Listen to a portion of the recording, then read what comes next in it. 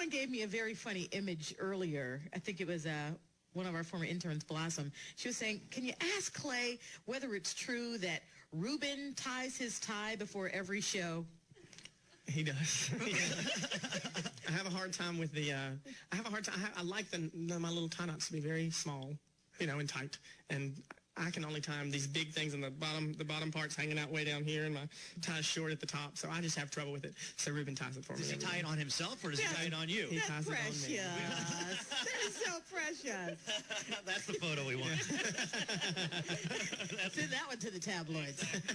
We're going to take a quick break, then we'll come back with a couple questions from the audience, and then we also got to get him out of here soon. Clay Aiken, baby. Clay Aiken. It is the Matt and Ramona Show. Back in a few minutes on the link. Oh, here we are. Oh, hey. Wasn't paying attention. I was looking at the questions people had for you. Can you hear people scream when you're on stage, or is it too loud? Can you hear individual people going, Clay? We occasionally we do. We have ear monitors in our ears, so it just picks up the just the music, and then the sound guy has mics in the audience, so he'll put them in people's ears if they want to hear the audience. But sometimes I can't hear my music if they're clapping over top of the beginning of the song, so I have them kill them. Right, so yeah, I was going to say you couldn't hear what you were trying to follow. But if you're loud enough tonight, Charlotte, I'll be able to hear you anyway, okay? Yeah, give it your best shot, everybody. I know you can. As you go to the various performers' hometowns, do you see a little shift in applause and this, that, and the other? Well, we did in Raleigh. Is it something that forced you to change the show a little bit? No, we keep the show as is. I mean, it's important that and it's important to me that we stay the same because well, to completely honest, because Ruben's a really good friend of mine. I mean, he and I are really good friends, and I want to make sure we all want to make sure that he won the show. He needs to be the person who closes out the first half. He needs to be the person who closes out the second half. So even though we were in my hometown and for 2 nights, I get 2 hometowns really. It's important that it's still the same order. So we definitely see. We have a feeling that Birmingham will probably like him a little more. You think? And Raleigh had a little bit of an affinity for me, and Charlotte better too. So we expect that. Memphis is Trinice and Kim Locke, both from Tennessee. Oh. It kind of depends on how far on whose hometown it is. Certain people made it a long way, and certain hometowns we went to, you would definitely feel that there was, even though it was so-and-so's hometown, it was a bigger, people who stayed on the show longer, you got to know them a little bit better. So it wasn't that they liked us more, it's just that they knew us a long time. Well, you're also, with Ruben, you lived in a house together for however many months. Now you live on a bus basically together. We live together all the time. Well, the thing about Ruben and I is that we're so different. I mean, you two are pretty different. You get along because Ruben and I don't expect anything from each other. I don't expect him to think like I think. He doesn't expect me to think like he thinks. So we never argue ever. And he's one of the few people who I'm such good friends with who I don't argue with. Kim Locke and I, we argue all the time. We're a lot alike. We're both really strong-minded people, and Ruben and we just don't think alike. So we get along really well. What do you do on the bus then? You different interests. Who takes care of the DVD player, or which video game is on? Fortunately, we have 2. We have one at the front and one at the back. So Ruben can play his PlayStation at the front, and somebody else can watch a DVD in the back, and I can sleep in my bunk. So we usually leave the venue, like tonight after Charlotte, we're leaving to go directly to Atlanta. So you just hop right on the bus? So we sleep usually. Yeah. Got a couple minutes left. I know some people had some questions. Where's, let's see, where do I got here? Where's Kim? Kim, come on up. Come on up, ask your question. And then also Jackie, come up and give a good question. Nice to meet you. Ooh, she went for the Jackie full from the Observer. Well, oh, geez, holy moly. Kim. Who's got a hose? Hose this woman down. What was your question? May I touch your hair? Yeah, you may. It's a disappointment today. It's not so spiky, but it's actually a little, I've got gel in it today, so it's a little bit rougher than you're welcome to. If it's, there you go.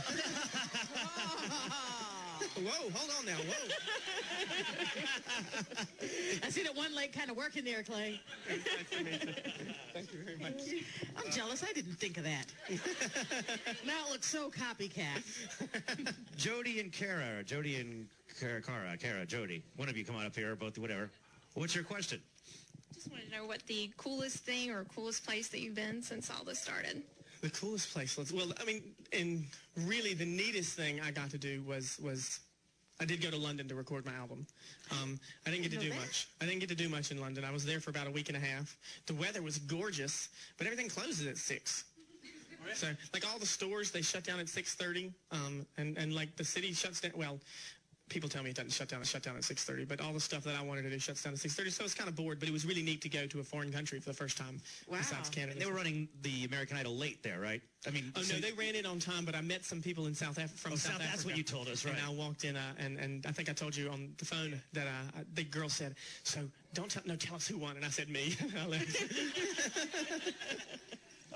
Let's see. How about Diane Melton, I think is the last name. Is that right? Diane, come on down. Come on down here. Oh, I love the shirt. The shirt says, Look at the shirt. Clay Aiken is the bomb. Yes, Thank he you. is. And I like the strategically placed heart. Oh yeah. He's sitting down now. What was your question for Clay?